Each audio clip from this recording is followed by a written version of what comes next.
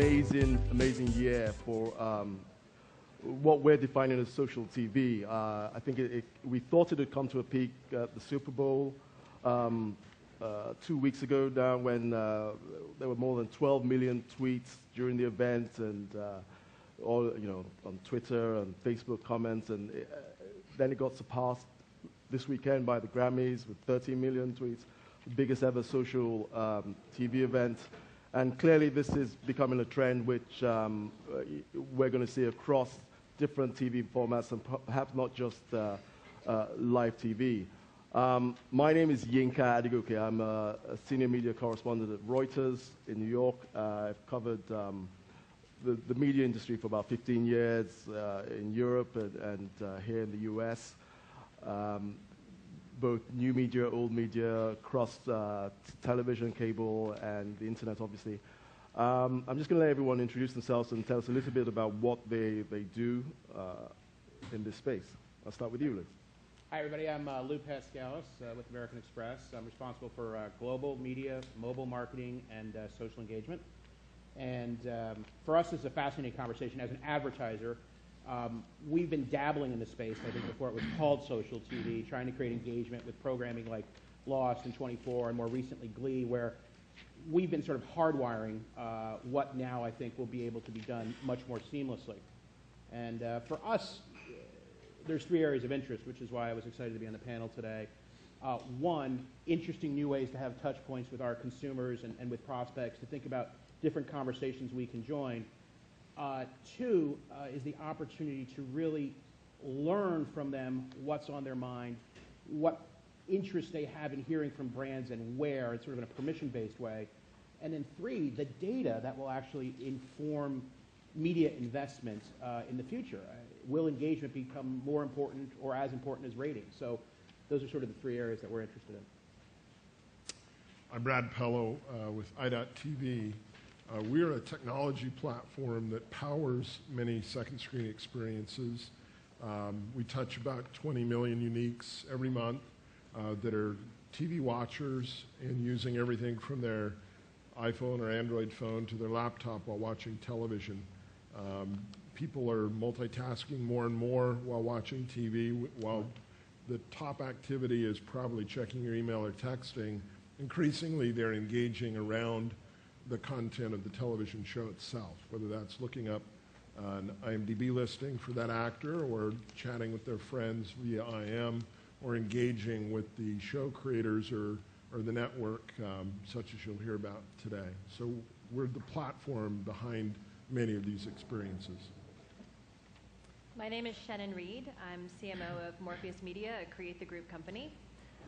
We are the money in all of this. We're the advertising side. So at the end of the day, we're the ones who are hopefully going to be putting advertising dollars behind a lot of these platforms to support them and help them grow and help them achieve profitable businesses, right? That's the goal, ultimately. That's the goal. We're the digital media and strategy agency for some of the world's leading luxury retail and entertainment brands. I'm honored to count among our list of clients folks like Neiman Marcus and Bergdorf Goodman, the LVMH Group, Bottega Veneta, A&E Television Networks, History, Biography, the New York Times, et cetera. So we sit on this panel from the perspective of we want to be there, and we've definitely looked at some of the social apps in this space, but we haven't actually taken that dive yet, and I think there's some good reasons why, and I'm excited to start to chat about it today with this group. Jesse. Jesse Redness. I'm the SVP of Digital for USA Network. We are the #1 cable network on television with shows such as White Collar, Royal Pains, Suits, Burn Notice, Psych, and others. What the digital team is really tasked with doing is extending the brand experience beyond the first screen, the television screen, into every screen.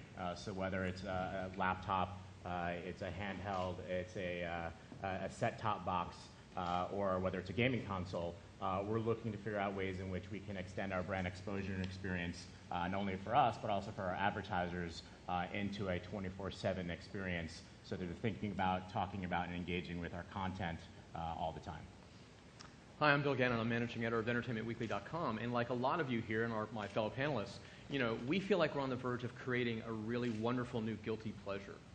And that's what we're trying to do at entertainmentweekly.com. In fact, that's what a lot of Time Inc. brands have been doing.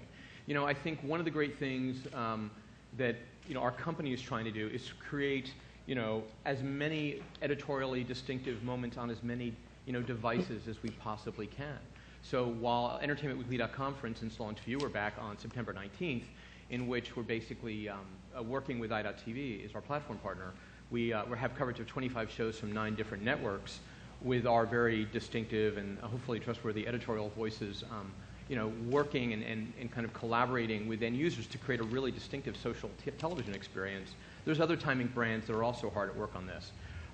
Coming up for Oscars, for instance, People's got a really addictive social TV trivia game that I think a lot of you will really enjoy if you check them out on Oscar night. Sports Illustrated has been doing a ton of innovation in this space as well. They have a wonderful thing. If you're a sports geek like I am, they've got this great product called Game Flash, which basically gives you all the agate and all the stats and all the data while you're watching the game, while it's happening in front of you. So again, we're really excited, both at EW as well as Time Inc., to be in this space, and we're really committed to doing as much as we can that's really innovative and differentiating, and it also creates a real guilty pleasure for all of our users. Thanks, Bill. Thanks, everyone. I really like that description of guilty pleasure, right? Because it raises kind of like a serious question. Is this all just about the fun for consumers, or is there a little bit more to it for the marketers and the advertisers? But right? I think it needs to be about the fun first, right? That's what's going to get the audience there, and that's what's going to get them engaged. And yes, for as much as we want to be there when there's people there, and when there's people who are engaged and excited to be there, and that's going to add value to the marketing, the advertising experience. So it's got to be about the fun first. From what we can tell, with our product, we're still trying to scale up an audience. I don't think there's a lot of scale in this space really anywhere yet, although Jesse's had some really fun things lately. He'll tell you about them, I'm sure. But at EW.com, what we've tried to do since we launched Viewer was to really provide a deep engagement point for our core users. I think Game Flash is doing a lot for SI, and People's doing that in a lot of different ways as well. But at EW, for instance, just to give you a quick little snapshot, since some of you really want to get some data out of this, we had like 10,000 user interactions in January. And a user interaction is people who've either left a comment, who said they've liked something, or done some interaction within our UI. Now keep in mind that's 10,000, but we all know that the norm is like the 80-20% lurking, right? 20% lurk, or 80% lurk rather, and 20% ever really dig in and actually do anything. So we think that's significant. We've got 90% of users who stay through the first 5 minutes, stay for the entire show. And we've got some shows recently in the month of January, we've got comments coming at close to 20 a minute. And we think that it's that level of engagement that really equals the fun of the experience. And we believe that in time, this space will scale. But right now, it's really about creating that really addictive, fun, again, guilty pleasure, deeply engaging, interactive experience that I think can be really differentiating in this space. Yeah, actually, I'll say that it's not just fun. That's not the only thing. It's really finding the emotional and psychological touch point, because not every show is fun in nature. There's some shows that are very serious. So it's finding whatever is the right fit for that type of content.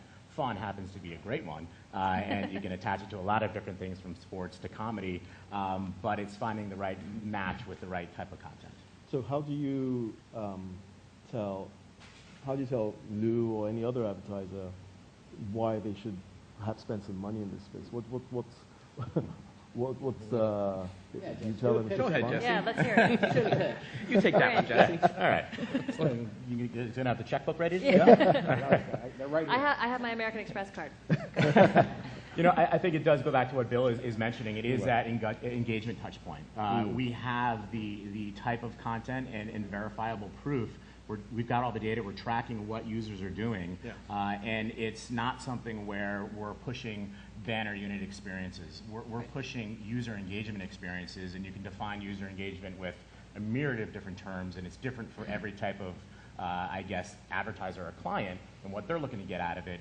But what we're doing is we're harnessing the power of our content, and for USA specifically, it's great writing, great storytelling, and transferring that into a way that we can grab an audience and have them engage for longer than 42 minutes. They can come into our second screen experiences or into our digital experiences and be able to engage with brands, touch brands, play with a certain product in a way that they couldn't do just by looking at a television spot or a banner spot. And it's the real convergence of all of those different medias together that you get the complete package. And that's really what we're going out to advertisers with and saying, if you want to get to the next level of how to really get your product in front of people, this is the place to come. Well, we Yeah, were I think- talking, sorry, go ahead, Lou. I was just going to say, I think that you're sort of at the sweet spot of it, exactly right. What we're looking for is for vendors who are going to give people more of what they love, okay? So whether that's, additional content from the show, whether it's an opportunity to see editors or whatever, whether it's peer-to-peer engagement, at the end of the day, certain programming, certain types of interaction experiences are going to emerge as real centers of gravity. And so you won't see this disparity between the Super Bowl at 12,000 tweets per second, and some other things which are maybe, 20 tweets an hour or something. You'll start to see more and more programming that has that appointment nature to it. It's a really interesting metamorphosis for the TV product, right? Will we be more interested in programming that has a higher degree of engagement? Will there be more permissions for advertisers to join that conversation in a way that people welcome it by adding more relevancy, right? So fun is at the core, the viewing product is at the core, and then the next and third thing that we have to really bring, I think, is imagination on what are those touch points and which ones are relevant for advertisers and what metrics should and shouldn't we pay attention to, because we can exhaust ourselves with data, and I think we're still in the experimentation and innovation mode. Agreed. No, I was just going to add that we were talking a little bit before we came out here about the sheer volume of product placement that happens in television and movies, et cetera, and what is the opportunity for the advertiser to extend the value of that product placement into applications like this, not in an obvious banner way, right? But in a really natural, like, wow, I really loved those shoes that I just saw that character wearing. They're amazing. What are they? They're Louboutins. They're $7.95 at Neiman Marcus, done, bought, and on their way to my house. Or with my American Express card. Or as Lou was saying before, my girlfriend just noticed those shoes. Aren't they amazing? She's a 7.5, bought, her birthday's next week, score. Right. So I think there's a lot of really interesting opportunities to start to close the loop that we've been trying to close for a long time in social and ROI. Brad, you're the sort of at the back end of a lot of this stuff and pulling it together for clients, for various types of clients. Talking of opportunities, what are the sort of the data opportunities, the sort of new metrics that guys on this panel can take advantage of? Yeah, so one of the benefits of powering multiple experiences is that we can keep track of customers as they channel change and as they engage throughout the TV viewing evening.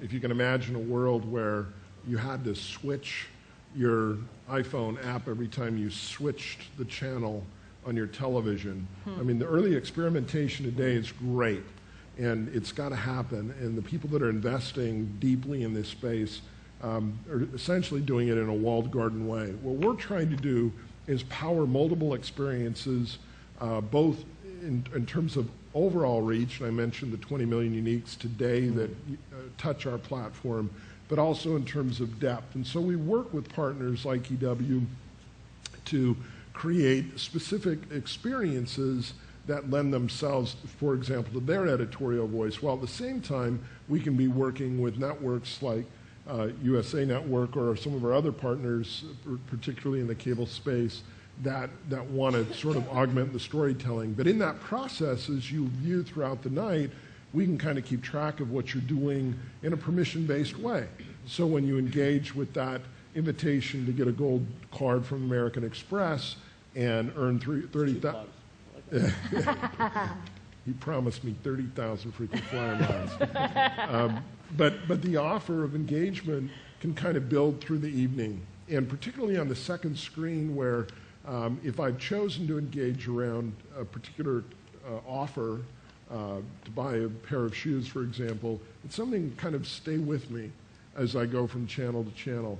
And there are sort of these layers of data that accumulate over time. I'm engaging with that one commercial, or I'm engaging with this particular sporting voice as I'm tuning into the sports event. And all of that sort of aggregates to the benefit of not just the advertiser, but of the user, who feels like, you know me, and I'm not